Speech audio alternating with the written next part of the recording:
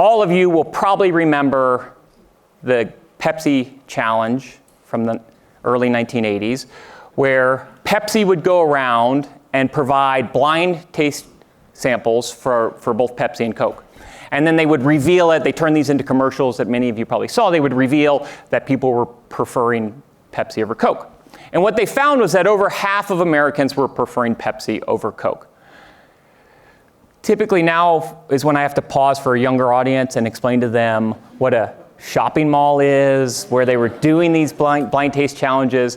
What worried Coca-Cola was not these commercials, but that they were doing the same research. Coca-Cola was out doing the same research, and they were finding the same things. They were finding that, yes, it looks like more Americans prefer a sweeter soda, the Pepsi formula, to a less sweet soda. So what was their grand response to this? New Coke, right? This also shows you the peak of marketing creativity in the 1980s. Like, what do we name it? I don't know, guys. What do you think? How about New Coke? That's great. Let's do it. Let's run with that. That should have been probably their first warning sign. This wasn't just another soda. This was a replacement of the original formula. They were going to take the old Coke off the shelf, put on New Coke. This was their go-to-market strategy for the entire business. This was bet the business strategy for Coca-Cola. And all of you probably remember, massive uproar around their fan base. Thousands of letters were sent in. People were stockpiling bottles of Coca-Cola. I'm sure there are still farmhouses somewhere in upstate New York that have hundreds of bottles of Coca-Cola in the barn that have gone, forgotten about. Within just a couple of months, Coca-Cola, of course, reversed course. They got rid of New Coke. They brought back the original formula, but what do we call it today? Classic Coke, right? They had to give it a new name because, and again, probably not the most creative marketing forces in the 1980s. Step forward in their history just a little bit. Into the 1990s, they introduced a new technology, freestyle machines. Most of you have probably seen freestyle machines. You like them as a consumer because it allows you to pour whatever drink you want. You can mix and match different things. But I want you to recognize that this is a supply chain technology. This was a technology that was built for restaurants so that they could better monitor what had been consumed and know what they needed to replenish. At the end of the night, in the 1990s, if you had a freestyle machine, you could go download the data of what had been consumed, and then you would know what to replenish. And before this, we all remember carbonation being off, syrup being off. This was designed to solve that problem. Help restaurant owners who were busy doing other things manage their soda machines. Moving into the aughts, they connected these machines to the internet, and they provided that data to the restaurants. So they didn't have to physically go download it. They could just access it online.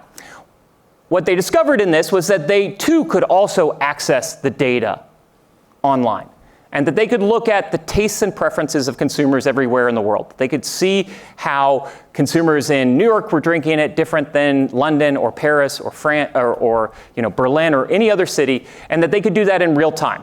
That they could see how tastes and preferences were evolving over time. They did a competition where they pitted 5 soda flavors against each other, and whoever won whoever got the most votes would win to the $10,000. Well, they didn't have you email or call or text. The way you voted was you went to a machine and you poured. Because Coca-Cola is monitoring all of this in real time. They can see how many were poured. Whoever got the most pours, who got the most votes, won the $10,000 prize. They would introduce their first soda flavor, the first new soda flavor for Sprite in over 10 years, but the first one that was using this data to inform their products was Sprite Cherry. And then subsequently, they've introduced others, Orange Vanilla, Starlight. I have no idea what Starlight tastes like. It's a space flavored, whatever space flavor is. But I can guarantee they're using data to inform their decisions. They're looking at what people are mixing and matching and consuming and figuring out what do we bring to market. They recently introduced Y3000. This is the Taste of the Year 3000. It's designed to be what soda will taste like in the year 3000, because according to Coke, we'll all still be drinking soda in the year 3000. And you can see it's co-created with AI. They claim the first soda co-created with AI. Now, we all know the fuel of AI is data. Where are they getting this data from? From those freestyle machines, the data that we're giving them freely every time we pour a drink. So they're using that data to pour that back into their product decisions, their business, how they think about their customers. All of that data informs the business moving forward. And I think that's something that other businesses are aspiring to. They want to figure out, how do we harvest this data and then redeploy it in a meaningful way, not just to get more conversions, but to create the new business of the future. How do we ensure that we're building a business that's going to be relevant in 10 years from now?